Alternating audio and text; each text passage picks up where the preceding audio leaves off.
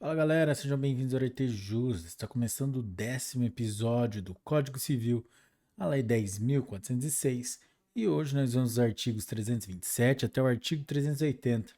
Galera, mas antes de começarmos, não se esqueça de deixar o seu like, se inscrever no canal, ativar o sininho para receber as notificações e compartilhar com seus melhores amigos. Vamos lá? Seção 4 do lugar do pagamento. Artigo 327. Efetuar-se-á o pagamento no domicílio do devedor, salvo se as partes convencionarem diversamente, ou se o contrário resultar da lei, da natureza da obrigação ou das circunstâncias. Parágrafo único. Designados dois ou mais lugares, cabe ao credor escolher entre eles. Artigo 328. Se o pagamento consistir na tradição de um imóvel ou em prestações relativas a imóvel, far-se-á no lugar onde situado o bem. Artigo 329. Ocorrendo motivo grave para que se não efetue o pagamento no lugar determinado, poderá o devedor fazê-lo em outro, sem prejuízo para o credor. Artigo 330. O pagamento reiteradamente feito em outro local faz presumir a renúncia do credor relativamente ao previsto no contrato. Seção 5 do tempo do pagamento. Artigo 331. Salvo disposição legal em contrário, não tendo sido ajustada a época para o pagamento, pode o credor exigi-lo imediatamente. Artigo 332. As obrigações condicionais cumprem-se na data do implemento da condição, cabendo ao credor a prova de que deste teve ciência ao devedor. Artigo 333. Ao credor assistirá ao direito de cobrar a dívida antes de vencido o prazo estipulado no contrato ou marcado neste Código. Inciso 1. No caso de falência do devedor ou de concurso de credores. Inciso 2. Se os bens, hipotecados ou empenhados, forem penhorados em execução por outro credor. Inciso 3. Se cessarem ou se tornarem insuficientes as garantias do débito, fidejussórias ou reais, e o devedor intimado se negar a reforçá-las. Parágrafo único. Nos casos deste artigo, se houver, no débito solidariedade passiva, não se reputará vencido quanto aos outros devedores solventes. Capítulo 2. No pagamento em consignação. Artigo 334.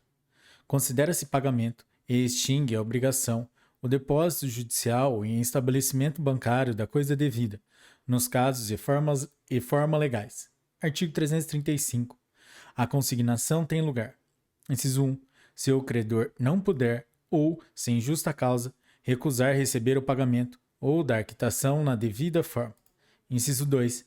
Se o credor não for, nem mandar receber a coisa no lugar, tempo e condição devidos. Inciso 3. Se o credor for incapaz de receber, for desconhecido, declarado ausente ou residir em lugar incerto ou de acesso perigoso ou difícil. Inciso 4. Se ocorrer dúvida sobre quem deva legitimamente receber o objeto do pagamento. Inciso 5. Se pender litígio sobre o objeto do pagamento. Artigo 336. Para que a consignação tenha força de pagamento, será mister concorro, em relação às pessoas, ao objeto, modo e tempo, todos os requisitos sem os quais não é válido o pagamento. Artigo 337. O depósito requerer-se-á no lugar do pagamento, cessando, tanto que se efetue, para o depositante, os juros da dívida e os riscos, salvo se for julgado improcedente. Artigo 338. Enquanto o credor não declarar que aceita o depósito, ou não o impugnar, poderá o devedor requerer o levantamento, pagando as respectivas despesas e os subsistindo a obrigação para todas as consequências de direito. Artigo 339. Julgado procedente o depósito, o devedor já não poderá levantá-lo, embora o credor consinta, senão de acordo com os outros devedores e fiadores. Artigo 340. O credor que, depois de contestar a lide ou aceitar o depósito, aquecer no levantamento, perderá a preferência e a garantia que lhe competiam com respeito à coisa consignada, ficando para logo desobrigados os codevedores e fiadores que não tenham anuído. Artigo 341. Se a coisa devida for imóvel ou corpo certo que deva ser entregue no mesmo lugar onde está, poderá o devedor citar o credor para vir ou mandar recebê-la, sob pena de ser depositada. Artigo 342. Se a escolha da coisa indeterminada competir ao credor, será ele citado para esse fim, sob combinação de perder o direito e de ser depositada a coisa que o devedor escolher. Feita a escolha pelo devedor, proceder-se-á como no artigo antecedente. Artigo 343. As despesas com o depósito, quando julgado procedente, correrão à conta do credor e, no caso contrário, à conta do devedor. Artigo 344. O devedor de obrigação litigiosa exonerar-se-á mediante consignação, mas, se pagar a qualquer dos pretendidos credores, tendo conhecimento do litígio, assumirá o risco do pagamento. Artigo 345. Se a dívida se vencer, pendendo o litígio entre os credores que se pretendem mutuamente excluir, poderá qualquer deles requerer a consignação. Capítulo 3. Do pagamento com subrrogação. Artigo 346. A subrrogação opera-se, de pleno direito, em favor, inciso 1, do credor que paga a dívida do devedor comum. Inciso 2, do adquirente do imóvel hipotecado, que paga a credor hipotecário, bem como do terceiro que efetiva o pagamento para não ser privado do direito sobre o imóvel. Inciso 3, do terceiro interessado, que paga a dívida pela qual era ou podia ser obrigado, no todo ou em parte. Artigo 347. A subrrogação é convencional. Inciso 1. Quando o credor recebe o pagamento de terceiro e expressamente lhe transfere todos os seus direitos. Inciso 2. Quando terceira pessoa empresta ao devedor a quantia precisa para solver a dívida, sob a condição expressa de ficar o mutuante subrrogado nos direitos do credor satisfeito. Artigo 348. Na hipótese do inciso 1 do artigo antecedente, vigorará o disposto quanto à cessão do crédito. Artigo 349. A subrrogação transfere ao novo credor todos os direitos, ações, privilégios e garantias do primitivo, em relação à dívida, contra o devedor principal e os fiadores. Artigo 350. Na subrrogação legal, o subrrogado não poderá exercer os direitos e as ações do credor, senão até a soma que tiver desembolsado para desobrigar o devedor. Artigo 351. O credor originário, só em parte reembolsado, terá preferência ao subrrogado, na cobrança da dívida restante, se os bens do devedor não chegarem para saldar inteiramente o que a um e o outro dever. Capítulo 4. Da imputação do pagamento. Artigo 352. A pessoa obrigada por dois ou mais débitos da mesma natureza a um só credor tem o direito de indicar a qual deles oferece pagamento, se todos forem líquidos e vencidos. Artigo 353. Não tendo o devedor declarado em qual das dívidas líquidas e vencidas quer imputar o pagamento, se aceitar a quitação de uma delas, não terá direito a reclamar contra a imputação feita pelo credor, salvo provando haver ele cometido violência ou dolo. Artigo 354. Havendo capital e juros, o pagamento imputar-se-á primeiro nos juros vencidos e depois no capital, salvo estipulação em contrário, ou se o credor passar a quitação por conta do capital. Artigo 355.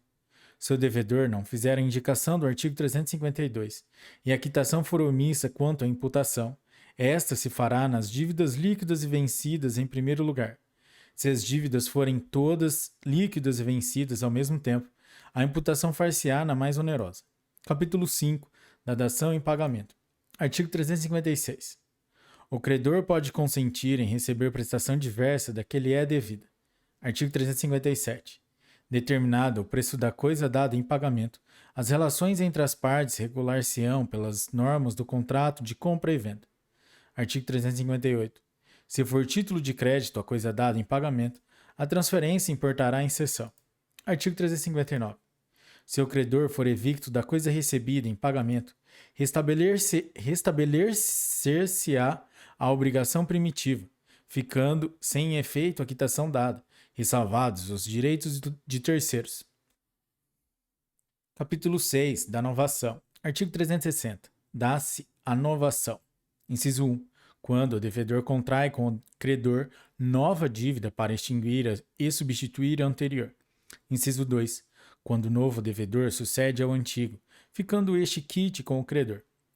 Inciso 3. Quando, em virtude de obrigação nova, Outro credor é substituído ao antigo, ficando o devedor quite com este. Artigo 361. Não havendo ânimo de inovar, expresso ou tácito mais inequívoco, a segunda obrigação confirma simplesmente a primeira. Artigo 362. A novação por substituição do devedor pode ser efetuada independentemente de consentimento deste. Artigo 363. Se o novo devedor for insolvente, não tem o credor que o aceitou ação regressiva contra o primeiro, salvo se este obteve por má-fé a substituição. Artigo 364. A novação extingue os acessórios e garantias da dívida, sempre que não houver estipulação em contrário. Não aproveitará, contudo, ao credor ressalvar o penhor, a hipoteca ou anticrese, se os bens dados em garantia pertencerem a terceiro que não foi parte na novação. Artigo 365.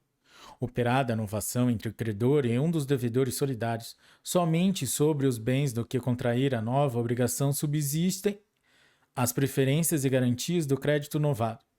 Os outros devedores solidários ficam por este fato exonerados. Artigo 366. Importa a exoneração do fiador a novação feita sem seu consenso com o devedor principal. Artigo 367. Salvo disposições simplesmente anuláveis, não podem ser objeto de novação as obrigações nulas ou extintas. Capítulo 7 da compensação. Artigo 368. Se duas pessoas forem ao mesmo tempo credor e devedor uma da outra, as duas obrigações extinguem-se, até onde se compensarem. Artigo 369. A compensação efetua-se entre dívidas líquidas, vencidas e de coisas fungíveis. Artigo 370.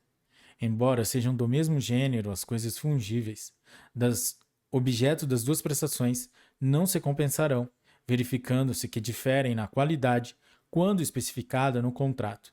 Artigo 371. O devedor somente pode compensar com o credor o que este lhe dever, mas o fiador pode compensar sua dívida com a de seu credor ao afiançado. Artigo 372. Os prazos de favor, embora consagrados pelo uso geral, não obstam a compensação.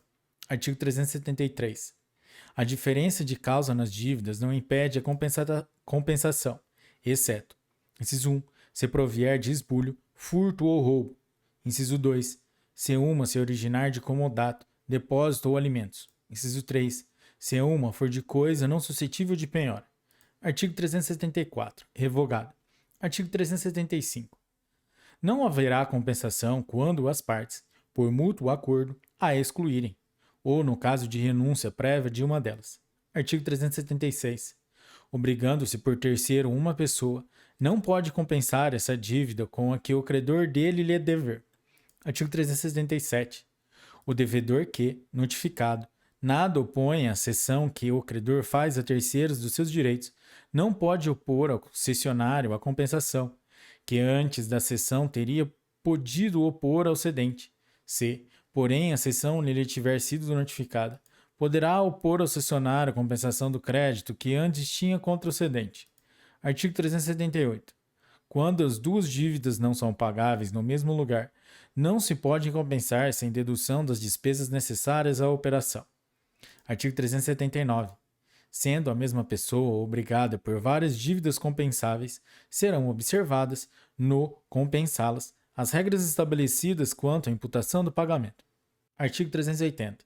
Não se admite a compensação em prejuízo de direito de terceiro. O devedor que se torne credor do seu credor, depois de penhorado o crédito deste, não pode opor ao exequente a compensação de que contra o próprio credor disporia. Galera, é isso aí. Esse foi o 10º episódio do Código Civil, a Lei 10.406. Se você curtiu esse episódio, deixe o seu like. Bons estudos. Obrigado pela audiência. Tchau.